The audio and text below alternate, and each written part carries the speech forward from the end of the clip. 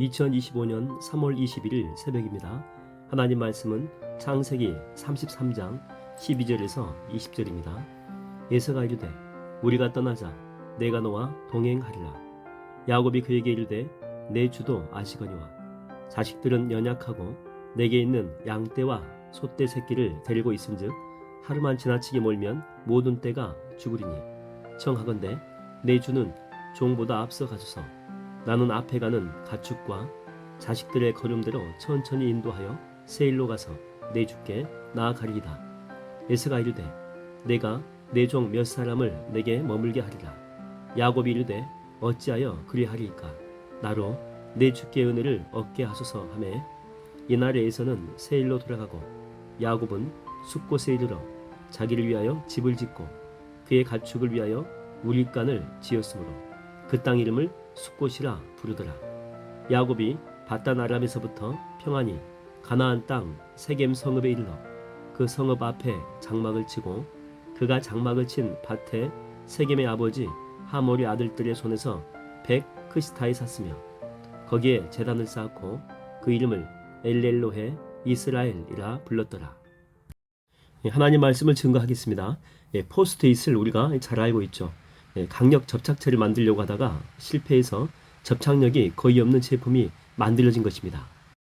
그래서 회사에서도 실패작으로 생각하고 한쪽 구석에 처박아 두었던 제품이죠. 근데 이 제품 관련자가 성가대를 하는데 예전에 그 성가대 그 페이지, 그 찬양 페이지를 찾으려면 종이를 잘라서 놓든지 아니면 접해야 되는 그런 불편함이 있었는데 접착력이 약한 그 물질을 사용하면 떼었다 붙였다를 쉽게 할 수 있지 않습니까? 거기에 착안해서 포스트잇이 만들어지게 됩니다. 실패했다라고 생각했는데 실패했다라고 생각한 바로 그 접착제로 만든 포스트잇이 그 회사의 가장 큰 효자 상품이 되었다라고 하는 거죠. 누가 감히 이 실패작이 효자 상품이 될 것이라고 생각이나 했겠습니까? 이 바울 같은 경우에는 1차 전도 여행 때 마가 요한을 데리고 갑니다. 그러나 도중에 다시 집으로 가버리죠. 바울은 마가는 하나님의 사역에 전혀 도움이 안 되는 쓸데없는 자라고 생각합니다. 두 번 생각할 가치도 없다라고 여기죠. 근데 2차 전도 여행 때 바나바가 마가를 용서하고 다시 데리고 가자고 그렇게 요구했음에도 불구하고 강력하게 거절합니다. 데리고 가지 않으려고 하죠. 근데 우리가 잘 알고 있지 않습니까? 바울은 나중에 사역 말미에 마가에 대해서 이렇게 고백합니다. 내 사역에 정말 큰 유익이 되었다. 그리고 나중에 그 마가복음도 기록하지 않습니까? 그리고 마지막까지 이 마가 요한은 복음 사역하다가 이집트의 알렉산드리아에서 체포돼 가지고 순교하게 됩니다. 이런 영향력 있는 큰 사역을 할지 누가 생각이나 했겠습니까? 야곱이 에서가 데리고 온 400명을 만나게 되는데 원래 이 400명은 야곱을 죽이기 위해서 온 군사들이었죠. 그런데 둘 사이에 극적인 화해가 이루어지게 되고 이제 야곱이 세일로 이동한다라고 하니까 에서가 그 400명으로 호의를 해준다라고 제안을 합니다. 그러니까 자기를 죽이기 위해서 온 적군 아닙니까? 그렇죠? 근데 그들이 호위병이 된 것입니다. 이걸 누가 감히 생각이나 했겠습니까? 여러분, 하나님은 눈에 뻔히 보이는 형식으로 우리에게 은혜 주지 않습니다. 우리가 감히 생각하지 못하고 상상하지도 못한 방식으로 우리에게 역사하십니다. 마치 그 누에고치 속에서 자라는 나비와 같습니다. 이 고치의 겉모습은 죽음 그 자체죠. 미동도 없이 나무에 매달려 있지 않습니까? 그러나 눈에 보이진 않지만 그 속에서는 하늘을 낳을 수 있는 아름다운 생명체가 소리 없이 조용하게 만들어지고 있다라고 하는 것입니다. 여러분 혹시 내 식대로 안 되었다라고, 다시 말하면 내가 기도한 대로 되어져 가지 않을지라도 절대 실망하지 마십시오. 그냥 영적인 눈으로 바라보십시오. 하나님은 반드시 여러분이 깜짝 놀랄 만한 은혜를 주실 줄로 믿습니다. 야곱은 이 본문에서 형님이 제안한 그 400명의 호위병을 거절하죠. 그러면 혹시 또 길을 가다가 위험할지 모르니까 400명은 아니더라도 소수의 호위병만이라도 붙인다라고 이야기합니다. 왜냐하면 그곳은요 강도들이 많이 출몰하는 지역이었기 때문이죠. 여러분 이때 야곱의 고백이 무엇입니까? 본문에 보니까 호위병이 없어도 주님이 지켜주신다라고 하는 그런 고백이죠. 실제로 목적지까지 야곱 가족은 정말 무사하게 도착하게 됩니다. 이런 비슷한 내용이 에스라에서에 보게 되면 나옵니다. 에스라가 이 페르시아 왕의 허락을 받고 포로로 끌려간 바벨론에서 다시 예루살렘으로 가게 되죠. 이때 왕은 에스라와 함께 이동하는 그 무리들을 위해서 호위병을 붙여준다 그렇게 이야기합니다.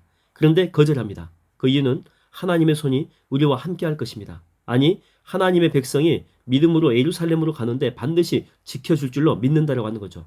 그래서 남자 수만 1,500명, 그 다음에 1,500km를 걸어서 4개월 동안 이동하게 됩니다. 어떤 호위 군사가 없습니다.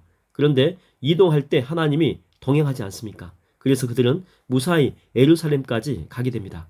에스라의 믿음대로 된다라고 하는 거죠. 여러분, 주님께서는요, 어떤 사람에게 은혜를 베푸십니까? 하나님을 신뢰하고 의지하는 자, 전적으로 의지하는 자에게 은혜를 베푸신다라고 하는 거죠. 엊그저께는 오랜만에 이제 서울에 이제 볼 사람이 있어가지고 다녀오는데, 가는 도중에 예전에 그 사역했던 그런 권사님들이 계십니다. 뭐 90이 넘으신 분도 있고 또 80대 중후반에 되시는 분들이 있는데, 만나고 싶다고 해가지고 잠깐 이렇게 만나고 왔습니다.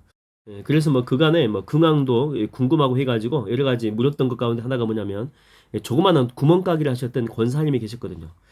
저희 애들이 이제 그때는 어릴 때니까 그때 이제 유통기간 하루 정도 남은 것 있죠. 아니면 유통기간 지난 것. 그걸 저한테 항상 이렇게 주셨습니다. 그때는 제가 뭐 사례비도 이렇게 많지 않고, 그래서 뭐 하나 사먹는 것도 힘들 때인데, 제가 그거 달라고 했습니다. 말 그대로 유통기간은 유통기간일 뿐이지, 뭐 먹고 죽는 건 아니니까 괜찮다라고. 그래서 우유나 각종 또 음료수, 뭐 식료품도 이렇게 받게 됐죠. 그런데 구멍가게이다 보니까 매출이 얼마 되지 않습니다. 항상 고만고만 했는데, 이분이 신앙이 참 좋습니다. 믿음으로만, 정말 믿음으로만 사신 거죠. 그래서 이분 근황을 물어봤는데, 이분은 장사가 엄청 잘 된다고 해요. 그래서 기존 가게에다가 그 옆 가게까지 터가지고 이제 사가지고 튼 거죠. 확장하고 단골 손님도 많아가지고 예전보다 훨씬 더 잘 된다고 합니다. 그래서 또 물어봤어요. 신앙생활 여전히 열심히 하시냐고. 그랬더니 당연하대요. 예배 중심으로, 기도 중심으로, 전도 중심으로, 말씀 중심으로 여전히 예수밖에 모르고 산다고 그래요. 그래서 제가 이제 가려고 했던, 저녁에 잠깐 들려고 했던 그 집에 가기 전에 잠깐 한번 들려봐야 되겠다라고 생각하고 가게에 갔는데, 그때 이제 시간대가 평일 늦은 오후 4시쯤이었거든요. 근데 가게 문을 닫아놨어요. 그래서 나중에 전화해가지고 그 이유를 알았는데, 그 전도단이 모임한다고 그냥 가게 잠그고 간 것입니다. 하나님이 책임져 주신데 괜찮아요, 목사님? 잠깐 장사 못한다고, 먹고 사는데 전혀 지장이 없다고. 다음에는 오기 전에 꼭 연락하고 오라고. 그렇게 권사님이 이야기를 했습니다. 여러분, 이렇게 하나님을 믿고 100% 신뢰하는데 하나님이 내버려 두실 리가 없지 않겠습니까? 주님이 하신 말씀 있지 않습니까? 너희 믿음대로 될지어다. 그러니까 하나님을 믿는 그 믿음만큼 하나님의 은총이 그만큼 함께 하신다라고 하는 것입니다. 여러분, 정말로 하나님을 믿고 신뢰해 보십시오. 그 믿음만큼 여러분의 삶에 주님의 축복이 임할 줄로 믿습니다.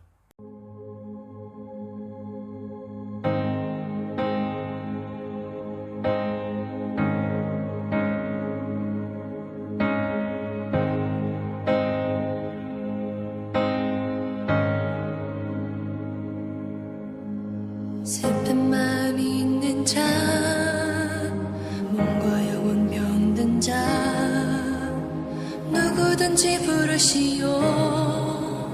예수 이름 부르시오. 그 이름을 믿는 자, 그 이름을 부르는 자, 그가 어떤 사람이든 그는 구원 얻으리. 슬픈 마음 있는 자, 몸과 영혼 병든 자, 누구든지 부르시오. 예수 이름 부르시오. 그 이름을 믿는 자, 그 이름을 부르는 자, 그가 어떤 사람이든 그는 구원 얻으리.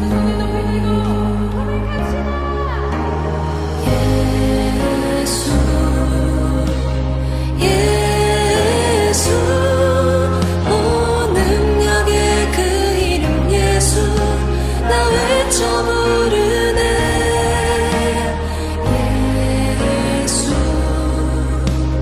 예수, 오 구원의 그 이름 예수, 나 외쳐 부르네. 예수 그리스도.